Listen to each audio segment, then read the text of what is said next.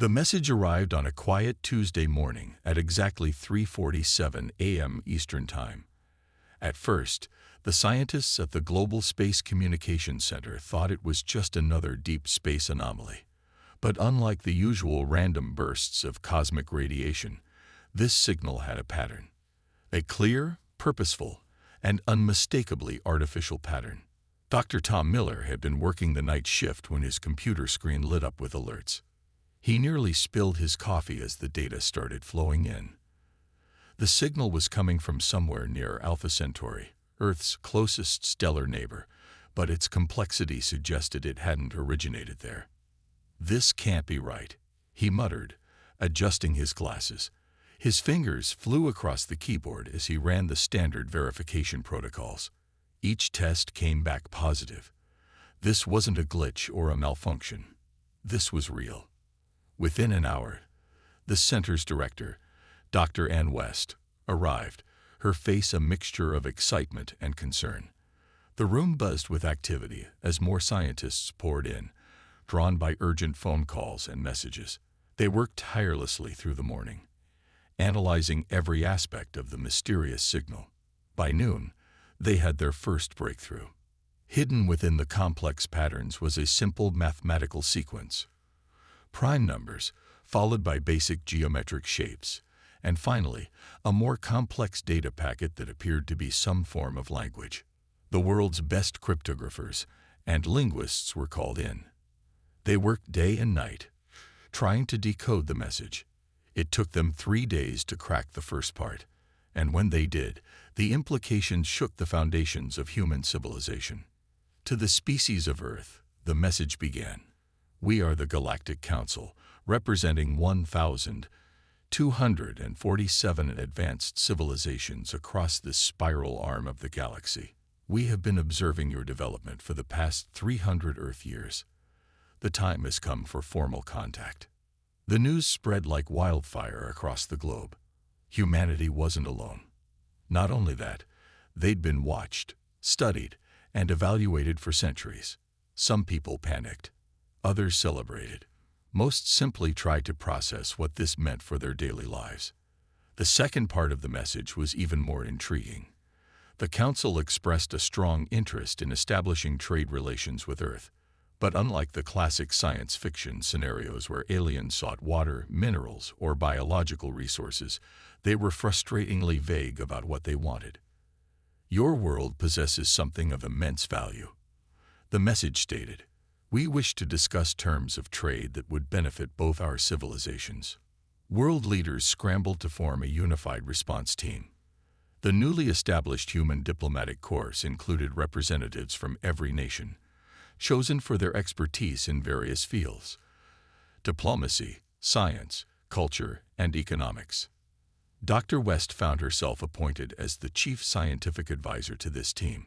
She spent countless hours with military officials, politicians, and other experts, trying to figure out what humanity had that could interest such advanced civilizations. "They've probably got fusion power, gravity control, faster than light travel," she explained during one briefing. "What could we possibly have that they want?" The answer came in the Council's third transmission. They announced their intention to send a diplomatic fleet to Earth within 6 months. The message ended with a curious statement that would keep humanity guessing until their arrival. "Your species creates something more valuable than all the rare elements in the galaxy, something that cannot be synthesized or manufactured. Something that has become increasingly rare as civilizations advance. We look forward to discussing this in person." As humanity prepared for their first face-to-face contact with alien life, no one could have guessed the true nature of what the Council sought. They were about to learn that humanity's greatest treasure wasn't hidden in Earth's crust or locked away in high-security vaults. It was something far more fundamental to the human experience itself. 6 months passed like 6 days. When the Galactic Council's ships finally appeared, they came without any grand entrance or dramatic flash of light. They simply winked into existence one morning.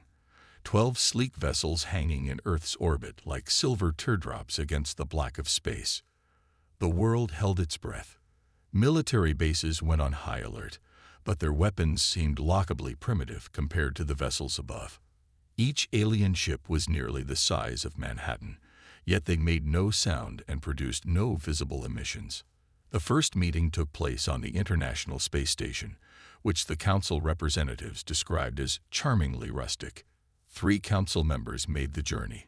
Tall, elegant beings with smooth silver-blue skin and large dark eyes.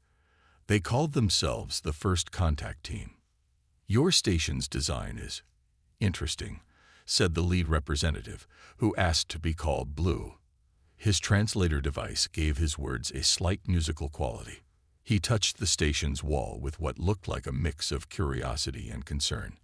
"You still use mechanical air pumps and physical seals."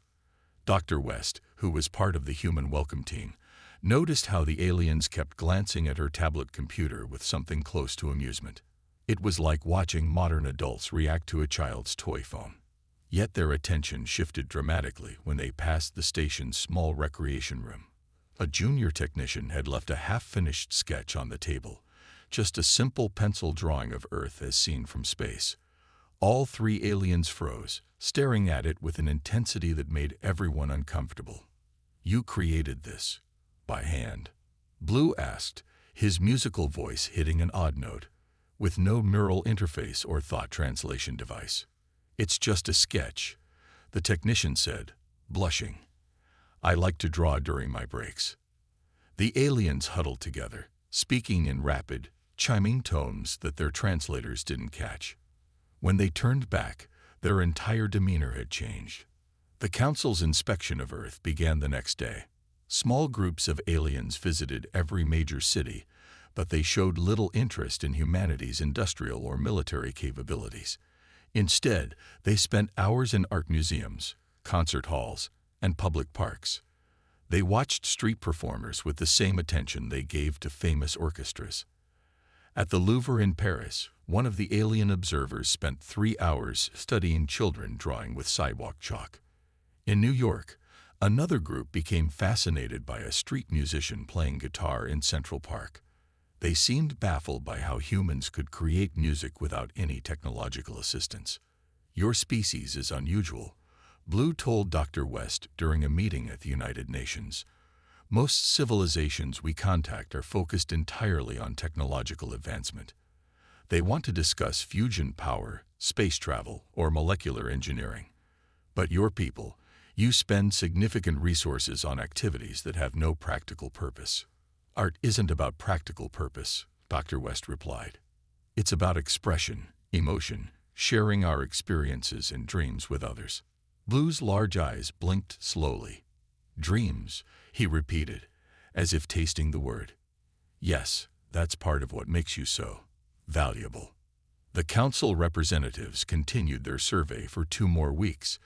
They visited theaters, dance studios, and even kindergarten classes, where children finger-painted and sang songs. With each visit, their behavior grew more peculiar. They collected samples of artwork, recordings of music, and even children's crayon drawings with the care usually reserved for precious gems. Finally, 1 month after their arrival, the Council called for a global announcement. They were ready to reveal why they had really come to Earth. The truth would force humanity to question everything they thought they knew about progress, civilization, and the true meaning of advancement. As Blue prepared to address the United Nations General Assembly, Dr. West couldn't shake the feeling that humanity was about to learn something profound. Not about alien civilization, but about themselves. The United Nations General Assembly Hall was packed. Every nation on Earth had sent representatives to hear the Council's announcement. Billions watched through screens around the world as Blue stepped up to the podium, his silver-blue skin gleaming under the lights. "People of Earth," he began, his translator giving his words that familiar musical quality. "We have come to offer you advancement beyond your wildest dreams. But first, you must understand why." The massive screen behind him lit up with images, alien cities that stretched into the clouds, ships that could cross galaxies, medical technology that had conquered death itself. The assembly hall filled with gasps and murmurs. "Our civilizations have mastered the physical universe," Blue continued. We can reshape planets, harness the power of stars, and extend life indefinitely. But we have lost something precious in return, something that your species still possesses in abundance. The images change to show human artwork, musicians performing, children playing make-believe. We have lost the ability to create anything truly new. A heavy silence fell over the hall. Dr. West, sitting in the front row, felt her heart skip a beat as the pieces finally fell into place. Our minds are perfectly logical, incredibly efficient. But Blue paused, and for the first time, his musical voice carried a note of sadness. We cannot dream. We cannot imagine things that do not exist. Our art is only reproduction. Our music is mathematical patterns. Our stories are just retellings of ancient tales. He gestured to a simple painting beside him, a child's watercolor of a dragon. This painting breaks 17 laws of physics. The creature it depicts could not exist. Its colors are scientifically incorrect. And yet, it is beautiful. It is new. It is something we cannot create. The screens showed more images, alien art galleries full of perfect but lifeless reproductions, concert halls where computers played mathematically precise but soulless music, libraries filled with books that were just rearrangements of old stories. Some of you may wonder why beings as advanced as us would care about such things, Blue said. But imagine living in a world where nothing truly new has been created in 1,000 years, where every song is a variation of an old melody, every story a reshuffling of existing plots, every artwork a recreation of something that already exists. Dr. West watched as many of the delegates shifted uncomfortably in their seats. The idea of a world without creativity seemed more frightening than any alien invasion. We believe this loss is connected to how our civilizations developed, Blue explained. In our rush to advance, we enhanced logical thinking and efficiency at the expense of imagination. We modified our brains to be better, faster, more rational, and in doing so, we accidentally destroyed something precious. He turned to face the assembly directly, his large eyes reflecting the light. Your species is at a crucial point in its development. You stand on the brink of major technological breakthroughs, but you still possess this precious gift of creativity. This ability to imagine, to dream, to create truly new things. The hall erupted with questions. Representatives shouted over each other, demanding to know what this meant for Earth. Blue raised a hand for silence. We are not here to take this gift from you, he said. We want to trade our advanced technology for your creative works. But more importantly, he paused, and his next words sent a chill through the room. We want to study how your minds work. We hope to understand how you maintain this ability to create even as you advance. As the implications sank in, Dr. West realized that humanity faced its biggest decision yet. The aliens weren't offering just technology. They were offering to help humanity avoid the trap they had fallen into. But could humanity really help these advanced beings rediscover something as fundamental as imagination? And what risks would they face in trying? The meeting wasn't supposed to happen. Dr. West had been working late in her office at the UN building when a soft chime indicated someone at her door. She opened it to find Green, the youngest member of the council delegation, glancing nervously down the empty hallway. I need to tell you something, Green whispered, his translator barely audible. Something the council doesn't want you to know. Dr. West looked at the alien's trembling hands and felt her stomach tighten. She ushered him inside and closed the door. The council isn't telling you everything, Green said, pacing the small office. They're not just interested in studying human creativity. They want to replicate it. Replicate it? Dr. West asked, reaching for her tablet to take notes. But Green quickly stopped her. No records, he said. What I'm about to tell you, it could get me expelled from the council. He explained how the council had encountered other species before, races that also had creativity and imagination. The council had offered them the same deal, advanced technology in exchange for cultural exchange and study. What happened to them? Dr. West asked, though she feared she already knew the answer. They advanced too quickly. The Council's technology changed them, just as it changed us. Green's large eyes seemed to dim. Within one generation, their children began losing the ability to imagine and create. Within 3 generations, they were just like us, efficient, logical, and empty. Dr. West sank into her chair.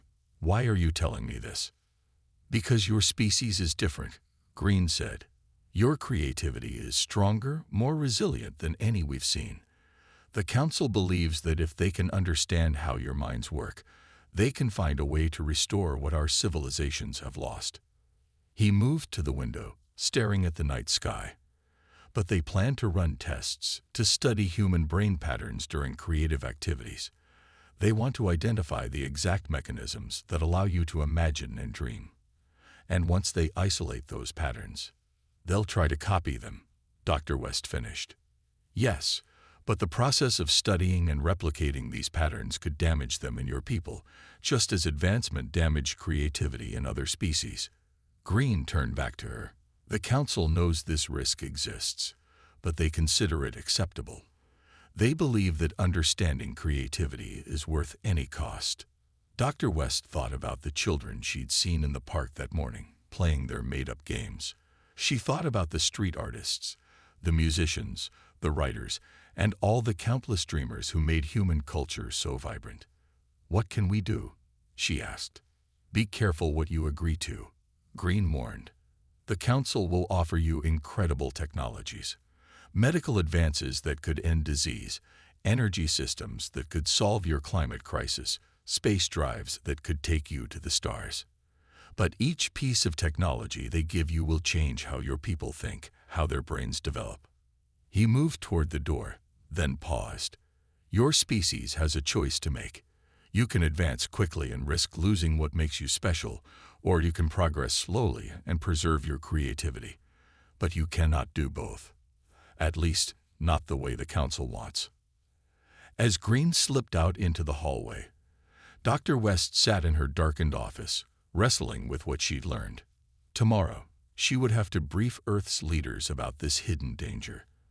But even as she feared what might happen, a very human spark of imagination flickered in her mind. Perhaps there was another way, one that neither Green nor the Council had considered.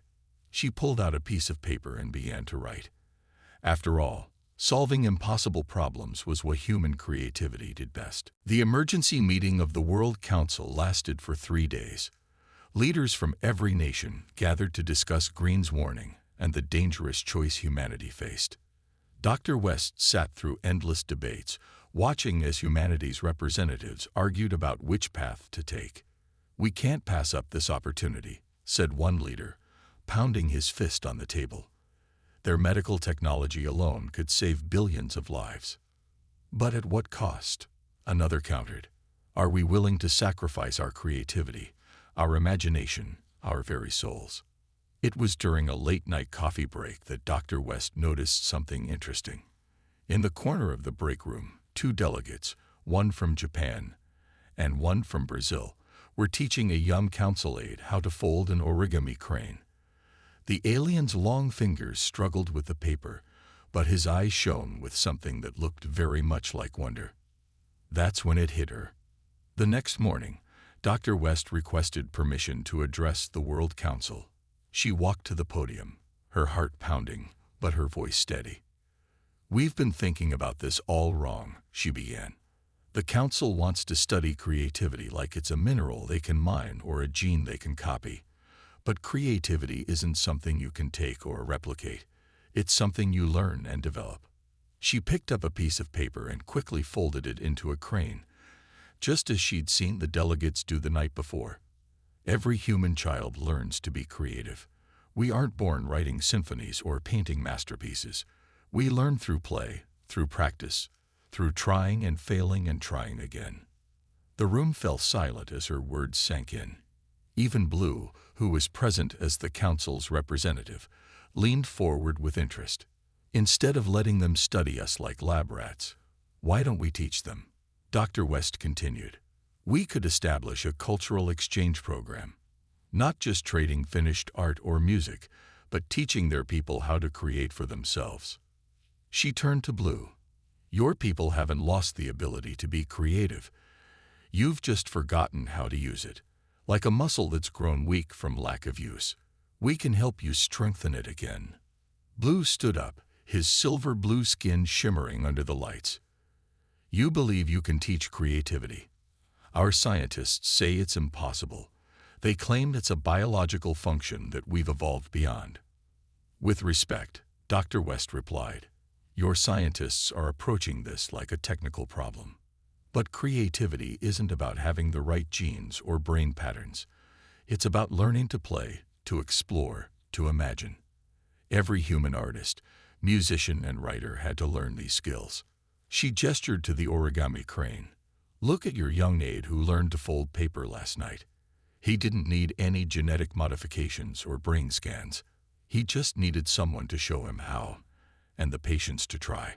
The World Council chamber erupted in discussion.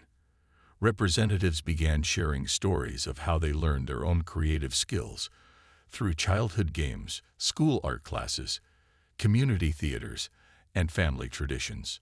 Blue's translator crackled as he spoke rapidly with other council members. After several minutes, he turned back to the assembly. Your proposal is unprecedented, he said. No species has ever suggested teaching creativity rather than trading it. Many on the council will resist this idea. They believe advancement can only come through technology and scientific progress. Dr. West smiled. Then maybe that's the first lesson they need to learn, that there's more than one way to advance. As the World Council began drafting humanity's counter-proposal, Dr. West caught Green's eye across the room. The young alien was making his own paper crane, its hands no longer trembling. For the first time since the council arrived, the future looked bright with possibility rather than dark with danger. 6 months after humanity's counter-proposal, Earth had changed in ways no one could have predicted. Every major city now had what people called imagination centers, special schools where humans taught aliens how to rediscover their creative abilities.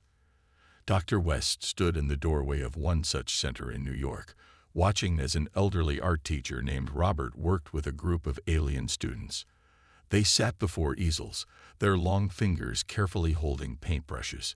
Don't worry about making it perfect, Robert said gently to a frustrated alien who had just crumpled up their canvas. Art isn't about perfection. It's about expression. Try again, but this time, paint what you feel, not what you see.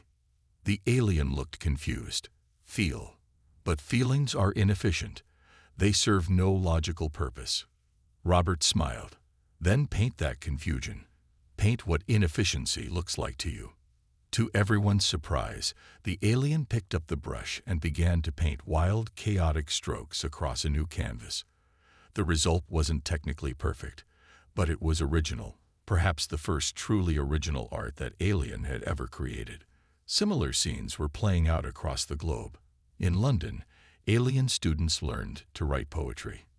In Rio de Janeiro, they took dance classes. In Tokyo, they practiced making up their own stories. Some council members strongly opposed this primitive approach to learning, but they couldn't argue with the results. Green, who had become an unofficial ambassador between humans and the council, brought exciting news to Dr. West's office one morning. It's working, he said, his voice full of emotion. Something that would have been unthinkable months ago. Some of our youngest members are showing signs of spontaneous creativity. Yesterday, one of them made up a new game without any human guidance. But not everything was going smoothly. Some alien civilizations refused to participate, claiming that creativity was a step backward in evolution. Others worried that learning to imagine might make them lose their logical abilities. They don't understand that you can have both, Dr. West explained during a global broadcast. Humans use both logic and creativity. We can be rational and imaginative. That's what makes us special. Not that we can dream, but that we can dream and reason at the same time. The council remained divided.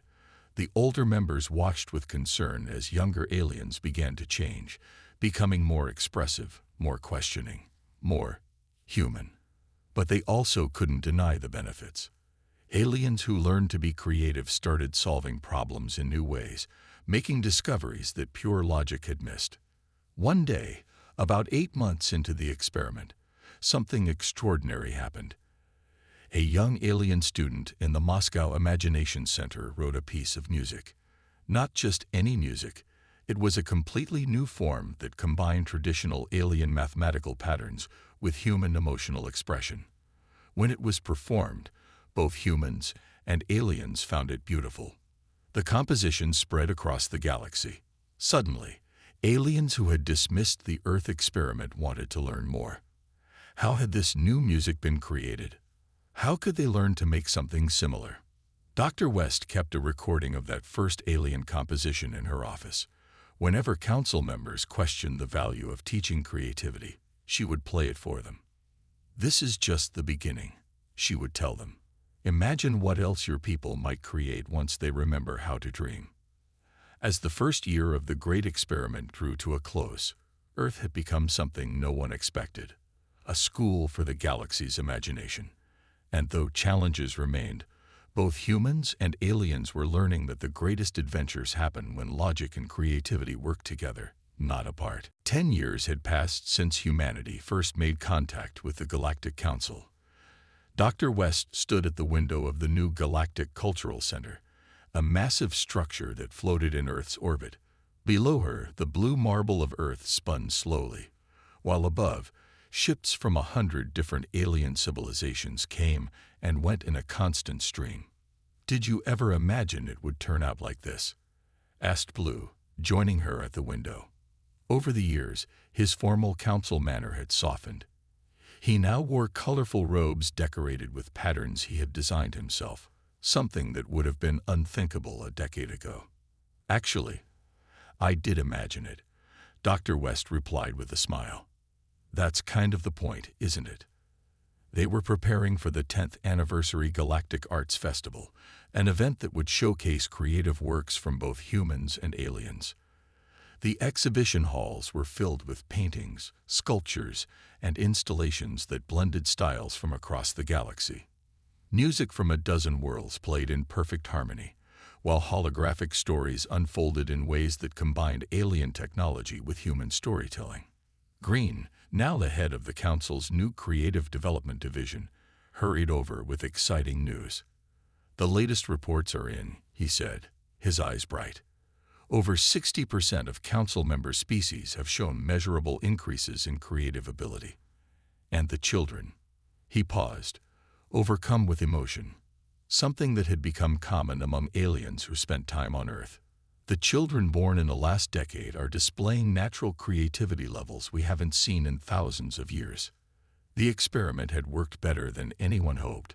By teaching aliens how to rediscover their imagination, rather than trying to copy or steal human creativity, humanity had helped spark a renaissance across the galaxy. New art forms emerged that no one had ever dreamed possible. Scientific breakthroughs happened as aliens learned to combine their logical thinking with creative problem-solving. "Remember how worried everyone was at the beginning?" Dr. West asked, watching a group of alien children playing with human kids in the center's recreation area. They were inventing a new game together, mixing rules from their different worlds. "We were so focused on studying and replicating creativity," Blue admitted. "We thought we could solve the problem with technology and logic alone. We never considered that the solution might be as simple as learning to play again." The council had changed too. The rigid hierarchy had softened as members learned to value both logical and creative thinking. They still governed the galaxy's technological development, but now they also promoted cultural exchange and creative education. Earth had received plenty of advanced technology in return for their teachings, but they accepted it slowly and carefully, always watching for signs that it might dampen their creative spirit. So far, they had managed to find a balance, proving that a species could be both technologically advanced and creatively vibrant. As the festival's opening ceremony approached, Dr. West thought about that first contact 10 years ago. Humanity had feared the aliens might want to steal their resources, their water, or their planet. Instead, they had wanted something far more precious, the ability to imagine, to create, to dream. But you couldn't steal creativity any more than you could steal happiness or love.